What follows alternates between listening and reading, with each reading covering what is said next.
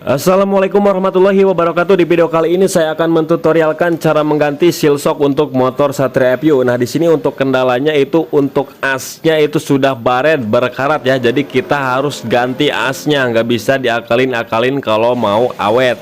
Nah, oke, pertama-tama kita buka dulu rodanya menggunakan kunci 17, kemudian untuk spakbor kita lepas menggunakan kunci 8 dan obeng plus.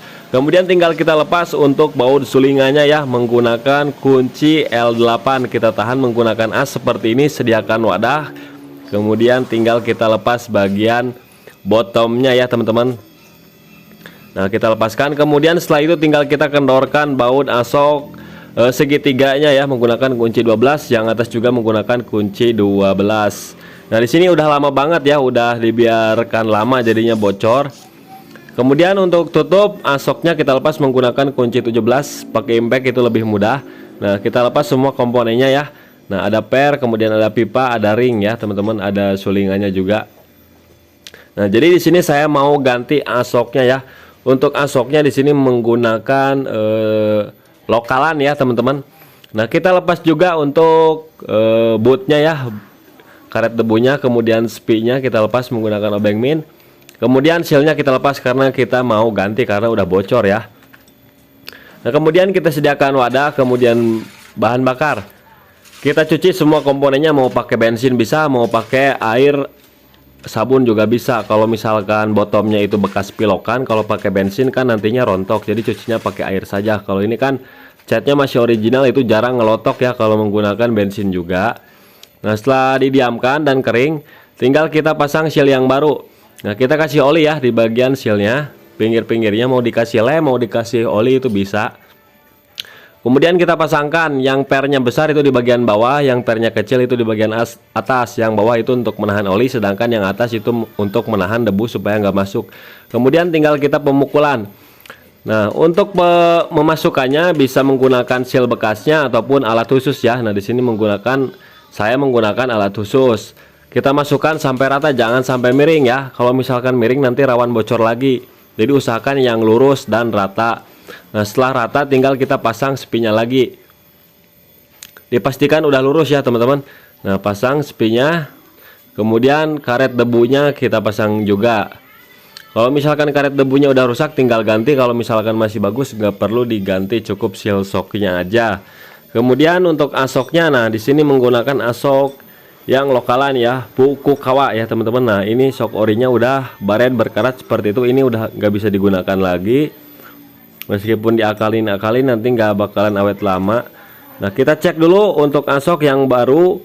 Untuk sulingan bawah itu harus presisi, kemudian untuk sulingan atas itu juga harus presisi. Nah, contohnya seperti ini ya teman-teman. Nah, kita masukkan sulingannya. Nah, kemudian kita seperti ini kan. Nah, ini nggak jatuh ya, berarti itu udah presisi. Kalau yang lokal saat kita masukkan seperti ini, nah ini udah jatuh, berarti untuk diameter dalamnya itu terlalu besar, maka kita harus akalin ya, karena diameter dalamnya terlalu besar untuk yang lokalan. Nah, di sini kita ganjal saja untuk ring plastiknya ya menggunakan seal tip seperti ini, supaya tidak ada kebocoran oli dari sini. Nanti supaya oli-olinya masuk dari lubang-lubang sulingannya itu sendiri. Nah, kita pasang lagi ringnya, ring plastik. Kemudian kita coba masukkan. Nah, harus diam seperti ini. Pokoknya harus presisi, jangan sampai longgar ya. Kalau longgar itu nantinya jedak-jeduk. Kemudian di bagian bawah juga ringnya itu harus presisi, jangan sampai oblak ya. Pokoknya harus pas dengan sulingannya tersebut. Nah, setelah dirasa pas, tinggal kita pasang per sulingan, kemudian sulingannya. Nah, kemudian kita gunakan alat khusus juga untuk menahan sulingan. Nah, kita dorong sulingannya menggunakan alat khusus dari T ya, kunci T. Kemudian kunci L-nya L10 ya, L10. Tinggal kita pasangkan lagi seperti ini.